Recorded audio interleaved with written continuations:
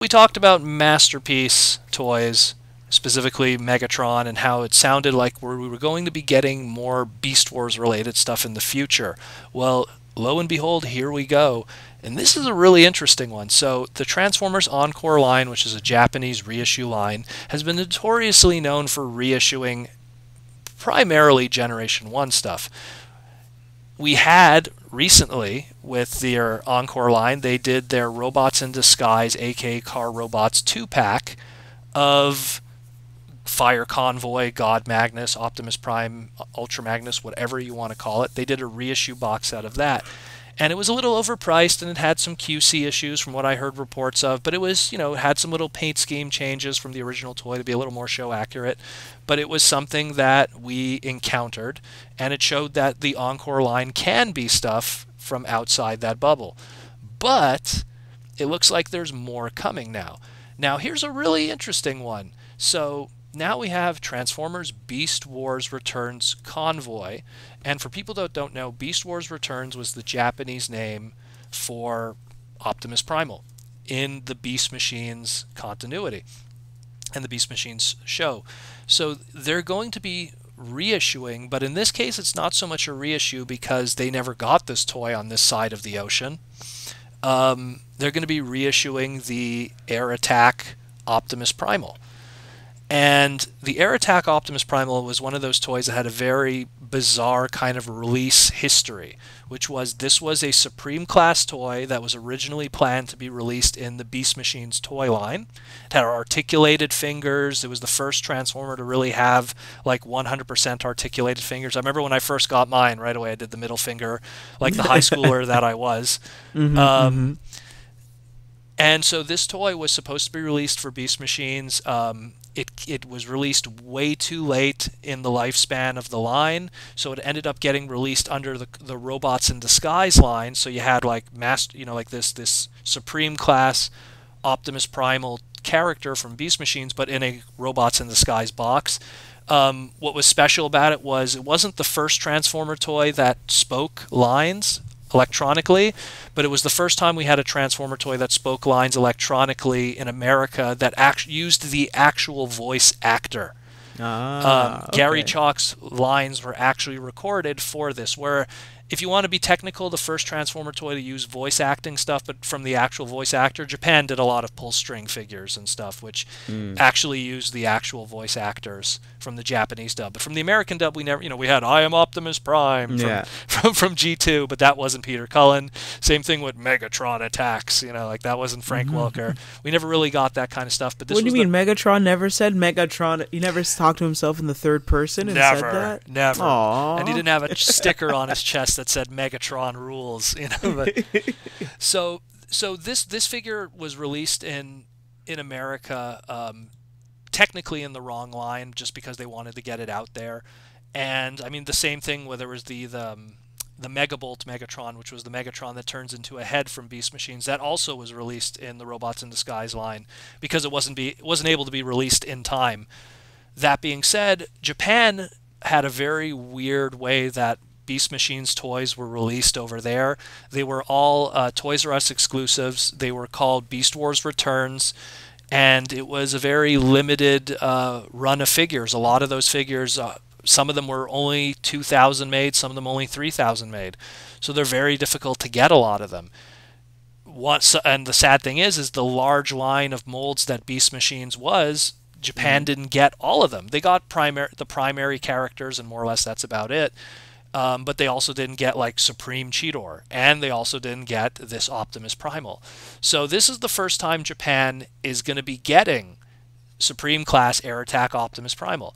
Two things that I'm going to ask first of all is, number one, is it going to have the voice box of, say, the Japanese dub voice? Are they going to go with that, or are they just going to leave the original Gary Chalk voice box? I'm thinking the former. I think they're going to probably have a new voice chip, just like what they made a brand new voice chip for the Car Robots Encore. I think we're going to have a new voice chip with this one. They gave it a brand new paint scheme from these photos that we've seen. So he actually has fingernails now that are painted. There's little paint applications here and there. It looks really good. It's not a supremely crazy overhaul of the paint scheme. It's just they did a little tweaks here and there to make it slightly better than before. It still has like the baboon butt on the back of the head, which they was just as predominant with the old one, but it's really noticeable this time around. But it still looks good. It still looks good. I mean, in all honesty, if you put the original and this one next to each other, it's apples and oranges. There's not too much to compare that makes it one or the other. The only thing that kind of blows my mind, though, and this again, it goes to when I was talking about even the Encore 2-pack from Car Robots, is the price. And this is the thing that kind of like, you know, so I was like, okay, really cool. Like, you know, they're reissuing this classic toy and stuff. How much is this going to cost then? Because I remember what they did last time. So it's on Amazon right now, Amazon.Japan. It's on a pre-order status. And they had an original pre-order price of 21,600 yen, which that comes to about $250 American. But Amazon recently reduced the price, and it's, you know, typical Amazon. It's like even when it's in pre-order, it gets a reduced price, and the reduced price is already $6,000, 6,000 yen cheaper. So it's now it's at 1,500 yen, and even that, when you translate it, it still comes to about $175 American. Here's the thing. This toy, when it was brand new, like 100% brand spanking new, it was $59.99 back in 2001. They did a reissue of it recently where they did it in like those Optimal Optimus colors. Like it was part of the premium line of reissues and stuff. And that one was $100. So this one is going to be an expensive pill, and considering how it's not that much crazy different from the original release, it's not really. I mean, I as a Japanese fan, I could kind of see why you would want to own this, because it never came out here, and it's probably going to have the special voice box with the Japanese voices in it, so it'll be more of a connection with a Japanese collector. But I mean, if you're an American collector, if you're someone that's like, I want to own this Optimal Optimus and stuff like that, I mean, the American release you could buy, I'm just checking right now on eBay, on average you could buy the American one mint in box between $75 and $80. Like brand new mint in box, never released, $75 to $80. Some of them come up to like $90, but the point is you could get a brand, and the voice box is going to be, you know, it's going to be Gary Chalk. You know, you're going to get that original Optimal Optimus Gary Chalk voice box in there.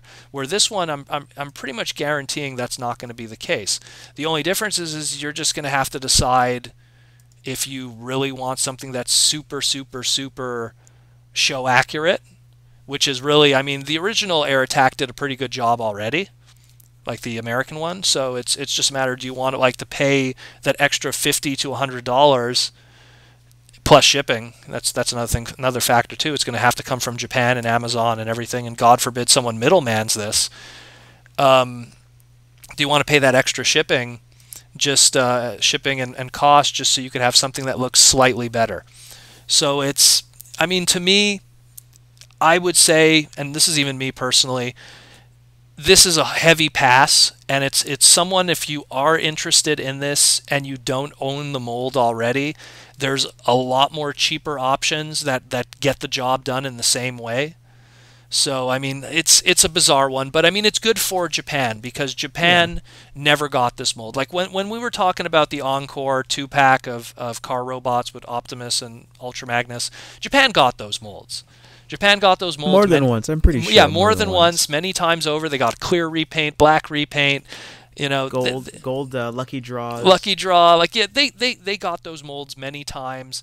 So that one, when it was reissued and it was pricey, I was kind of going like, I don't see the purpose here. This one, it makes sense for the Japanese side of things, but for us, this time it doesn't make too much sense. It really doesn't. So I mean, that's my opinion on it. I think it's a little pricey for what they're asking, and I think that if you wanted this toy right now, you could go on eBay right now and get something that's a pretty good facsimile for considerably more than 50% of the price.